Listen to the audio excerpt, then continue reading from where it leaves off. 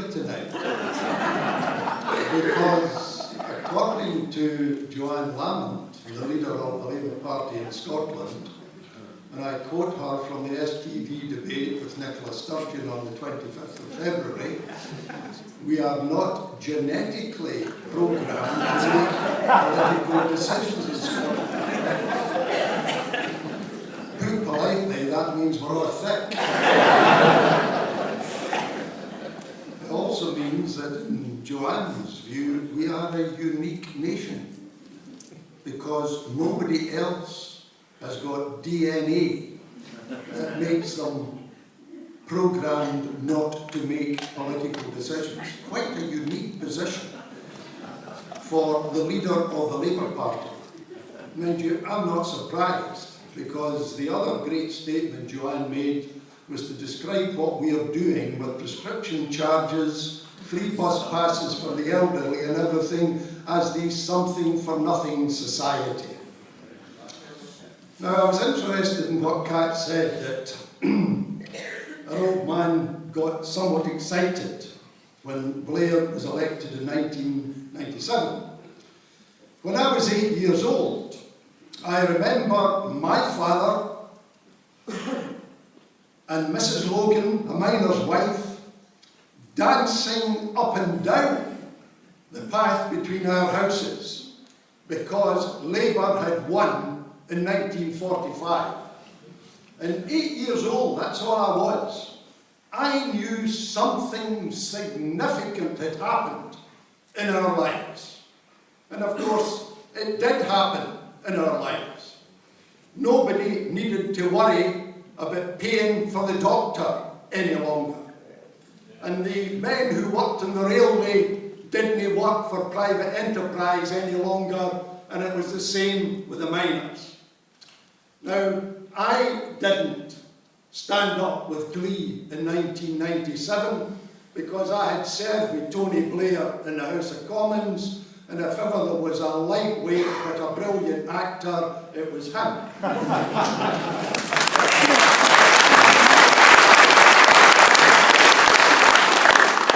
What I want to do tonight is put our referendum campaign in its historical context. It's very important we do so. Because, Kat, the United Kingdom or the British state is not rich.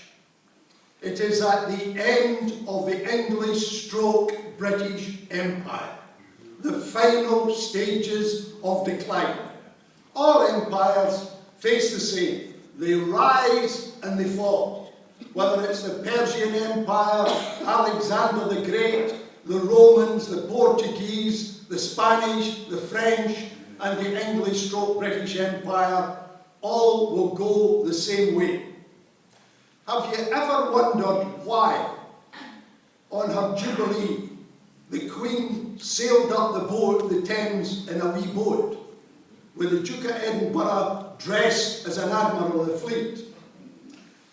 The reason is that in every other Jubilee, the monarch has reviewed the fleet. But so skint is the British state, there's no fleet to review any longer.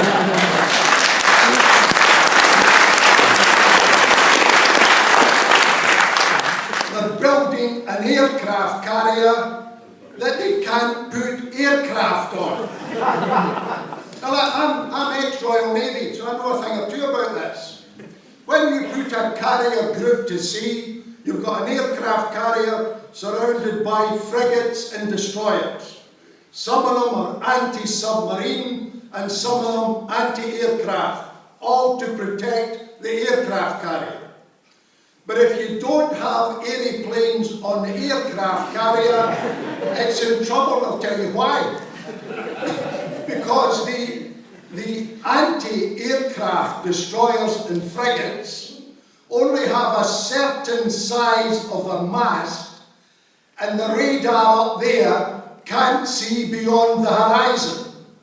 And the missiles that come towards the aircraft carrier come from beyond the horizon.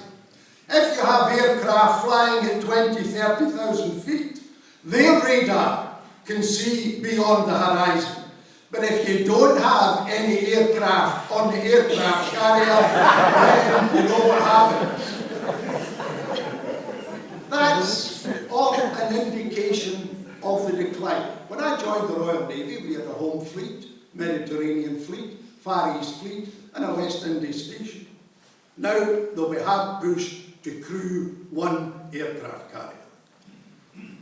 This year the government again will borrow over £100 billion.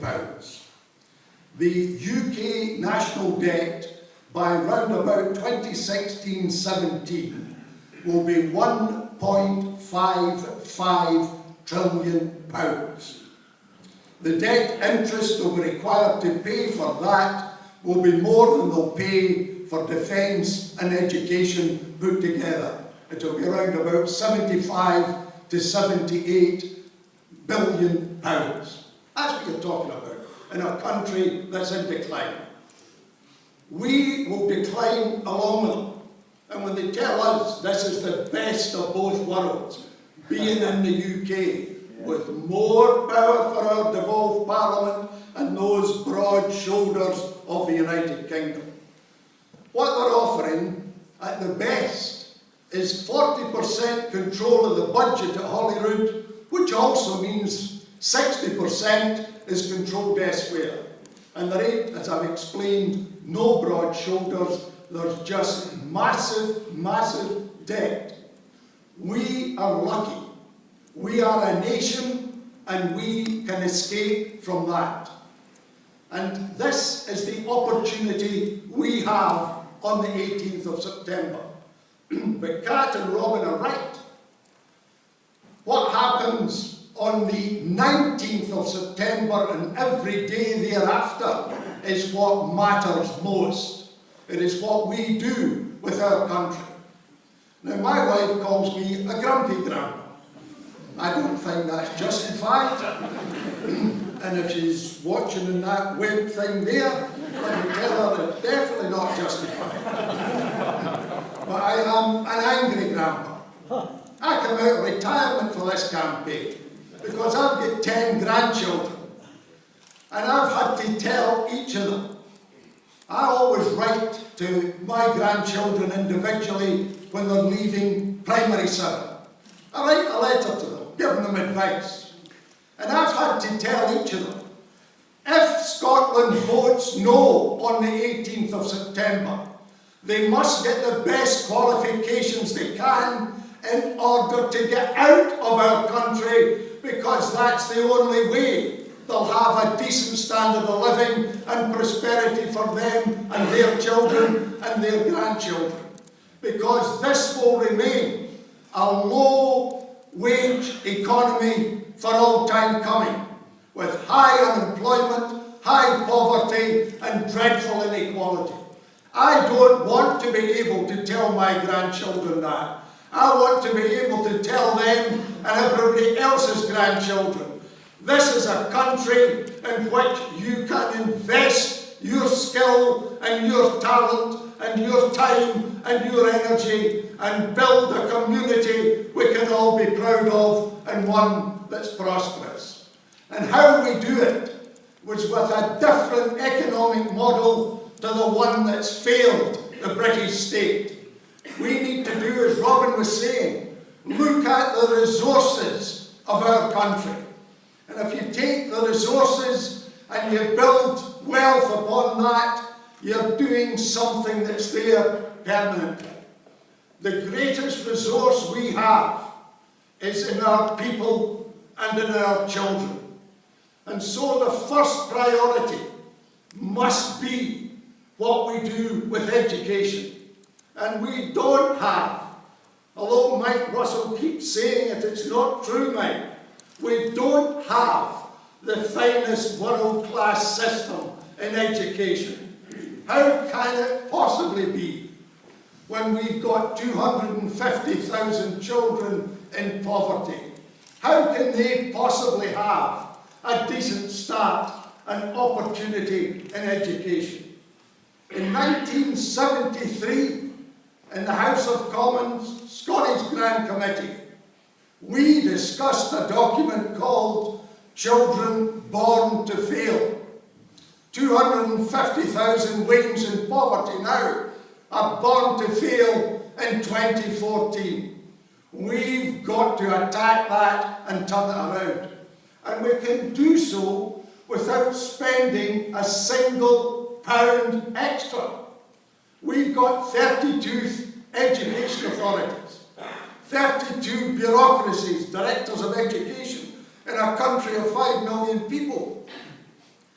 Cut it down to 5 education authorities, and you transfer something like, out of the present budget, £500 million into the schools where it is in fact required. But we can do more. Is everybody in here aware that the independent stroke private schools in Scotland get an 80% reduction in their council tax? Because under the Charities Act, they do some public good. If Fetties in Edinburgh, where Tony Blair was educated privately, has a council tax liability of £209,000, but it only pays £41,000.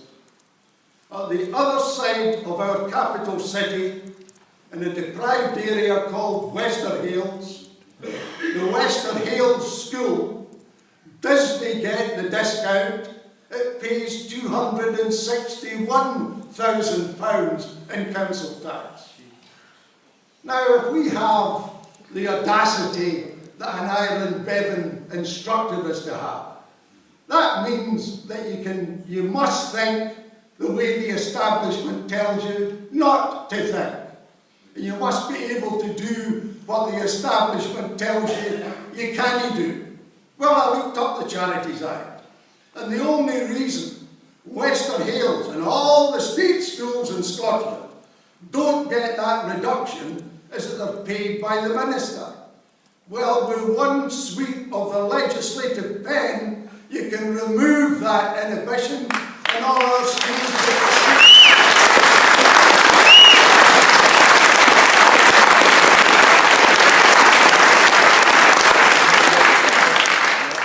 without spending one single penny more, we can improve the education in our country and make it world class for the first time for a long time.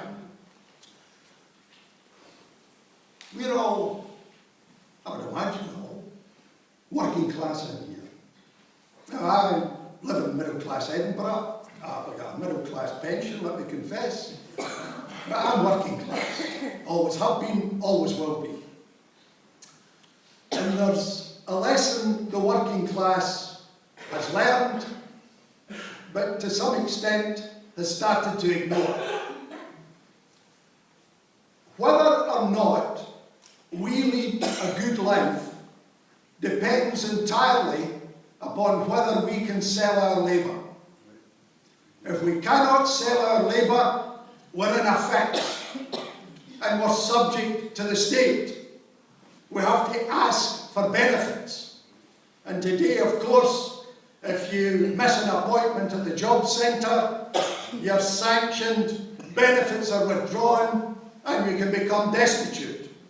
The key issue for the working class is whether or not we can create an economy into which we can sell our labour.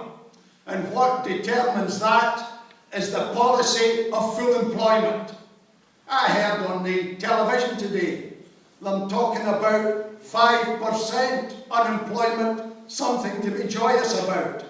That means thousands and thousands of Scottish citizens with no jobs and no hope whatsoever. So the first thing we have to do when we become independent, when we've got the power to do so, is raise the flag that was raised in 1945, the flag of full employment. The Attlee government had no embarrassment about arguing for full employment because that generation knew that fundamental principle. You can sell your labour or you can't sell your labour, and that determines whether or not you have a decent way of life. How do we do that? We start by creating jobs, looking at the resources and looking at the need in our society. We've 157,000 families on the housing waiting list. There's only one way to solve that: build houses. If you don't build houses, they remain in the waiting list. And if you build houses, 25,000, 30,000 a year, somebody's got to quarry the sand, somebody's got to make the cement, somebody's got to make the bricks, somebody's got to transport them to the site, and journeymen and apprentices have got to put them together, and plumbers and slaters and joiners have got to create houses. And you've created work right along that chain. How do we pay for it? Well, one of the ways is to look at one of the gifts that John Major and Gordon Brown left to this society, called the Private Finance Initiative. They're going to take something like 22 billion out of our pockets in the decades ahead. What I argue, I've argued it in the book, is we bring them in and we tell them we want to renegotiate all these PFI contracts.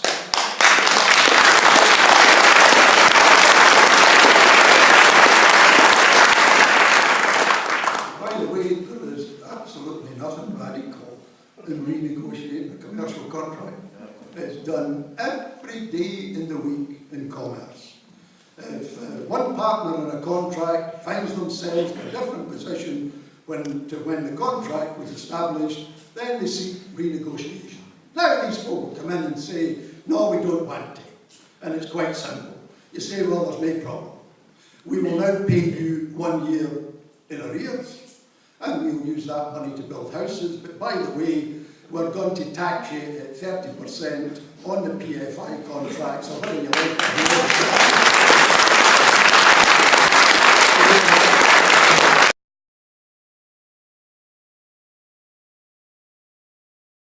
18th of September. Then there's the small, it's already been mentioned, Robin, the number of small, medium-sized enterprises we've got. We've got almost 340,000 small, medium-sized companies in Scotland who get a very bad deal from the banks. We can set up a special bank for them. In fact, it would have been far better doing that than trying to bail out Fred the Shed and RBS. But we can set up a small, medium-sized enterprise bank. One of the cafes I go to, go for a coffee with one of my grandsons. And that lady would like a limited amount of money to expand. Maybe say £20,000-25,000. She can't get it, no, there's no bonus in that for the banks and what. I said, yeah, phone them up and ask for 20 million.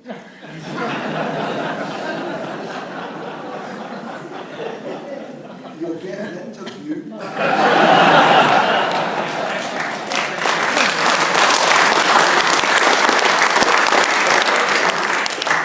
And you'll not get the 20 million.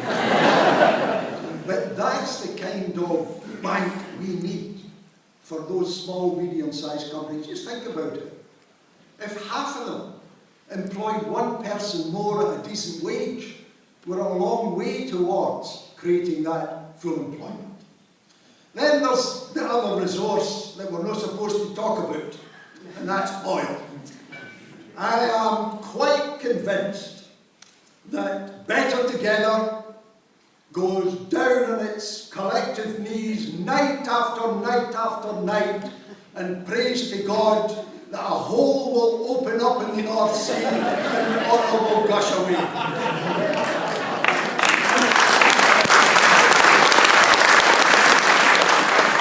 That would really solve the problem of the debate over oil. We have been, as a Scottish nation, in a prison of lies over the oil. I remember Janie Buchan, who was a Labour MEP, great luminary in the Labour Party, on television, saying it can't be Scotland's oil because we didn't put it there.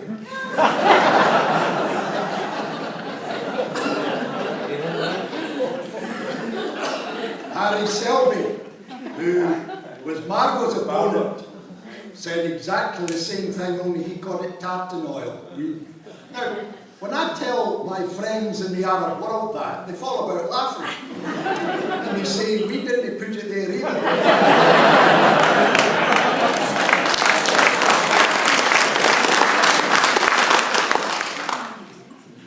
One of the strange things about oil in the Scottish nation is that we don't know anything about it.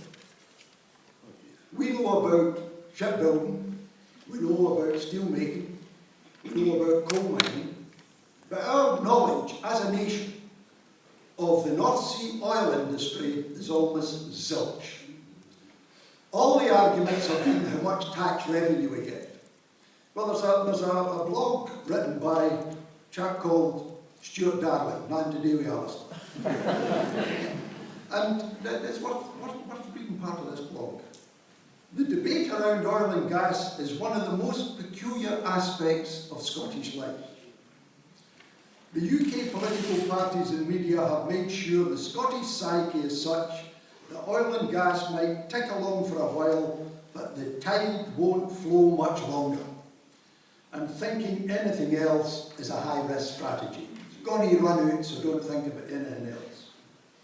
Inexplicably, the oil and gas sector was not mentioned once as a possible career at any point during my high school education or during my 4 years studying maths and physics at Glasgow University. As the story goes for thousands of Scots, particularly in the Central Belt, home to one of the world's most technologically advanced industries, and yet oblivious to the potential opportunities that this brings directly to them. And he says, last November, I was in the US, and there was an advert on TV about how the oil and gas sector was helping the economic recovery with an overview of the thousands of new jobs being created. Such high-profile promotion of the sector is almost unthinkable in the UK. For some reason, the positive impact of the industry is kept on a need-to-know basis. And that means the Scots need not to know. Yes. The other night in Edinburgh at a meeting, somebody to the left of me, to be fair to him, said, you want a Scottish National Oil Corporation. I want to nationalise the whole of the North Sea. I told him we don't have the human capacity to do that. And he said to me, you're right. There are thousands of workers in the North Sea. They'll ken what to do. But of course they don't. Because they go onto a rig, and there's 570 rigs in the North Sea.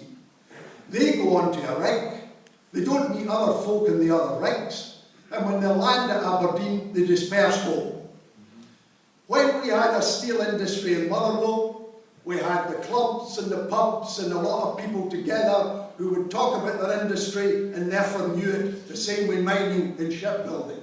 We don't have that in the oil industry. When Thatcher destroyed the British National Oil Corporation, she did so for two reasons. One was she didn't like anything public. The other was that was a window for the nation into what was happening in the North Sea. That window closed and we don't know a great deal about it. Just think of this. We are 5 million people. Oil for 5 million people at 1.4 million barrels a day is more valuable than it is for 60 million people. We can do more with that oil. And I'm thinking not just of the revenues. I want a Scottish National Oil Corporation, as Robin says, we can borrow to buy oil fields in the North Sea. We can demand a share for the Scottish nation for every project. In Denmark, when they issue a licence, they want 20% in the project for the Danish nation. And much more moderate than that, I said 15. But the important thing is, we would have not just a share of the tax revenues, but of the wealth from the oil itself. And think what we can do with the black stuff. Let's just take a small portion of the oil as it passes through the refinery at Grangemouth and use it to lower the cost of petrol, diesel and aircraft jet fuel. Think of what that would do. That's a result. It puts more money in the hands of families to spend in the locality. It makes our transport industry the most competitive in Europe. And it makes our tourist industry one of the best going, because a lot of our tourism comes from the north of England. My wife, 2 Waynes in the family car. They hardly go north of the Glasgow-Edinburgh line because of the cost of fuel as you go up into the Highlands. Think what that policy can do to the Scottish tourist industry and the creation of more wealth and more jobs. That's the kind of thing we can do when we're on our own, making our own policies. There's not a snowball's chance in hell of anything like that happening if we remain part of the United Kingdom. Then I just want to say a word on equality.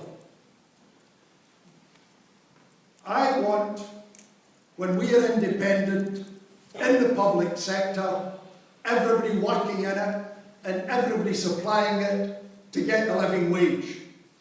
And I want, during a 5-year transition period, for the living wage to become mandatory in the private sector as well.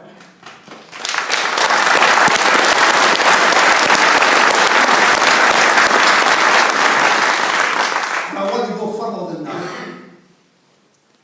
I want to see a society in which the person at the top in the public sector gets no more than 13 times what the person at the bottom in the public sector.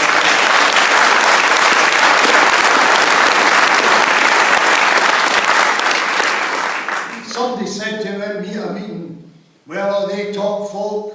They'll go. I said, well, let them. And then I said, where are they going to go? There are plenty of us to fill the jobs if necessary. I am sick and tired of reading someone at the top in the public sector getting a bonus for doing the highly paid job they're supposed to do in the very first place, and the 13-to-1 ratio will bring that to an end. Can I finish by saying this? The reason that I came out of retirement and took part in this campaign is that I see the opportunity for the Scottish working class to finally find its way ahead under its own steam. We are a very talented people, and yet somehow or other we buy the idea that we are inadequate. We are talented people. I want to energise the Scottish working class, to make them understand the latent power that they've had for years and turn that latent power into real power when we are an independent country. There's an old miner in Netherthurd, way back in Cumnock in 1979, who stood up at a meeting I was at, and he said the greatest problem facing the Scottish working class is that all our socialist dreams have been destroyed by the London connection. Well, we can cut that connection, and the Scottish working class can stop dreaming, and we can start turning it into a reality. We can create a better country for our children and our grandchildren. The referendum on the 18th September can be summed up in a short phrase. It is about power. Whether we exercise power or whether power is exercised over us. Between 7 o'clock in the morning and 10 p.m. on the 18th of September, you and me and everybody with a vote in our country is sovereign. We as a nation have sovereign power in our hands. for the first time ever, at 1 minute past 10. Have we kept it, or have we given it away? And if we've kept it, there'll be no more dreaming. There'll be reality of a better way of life for all of our people.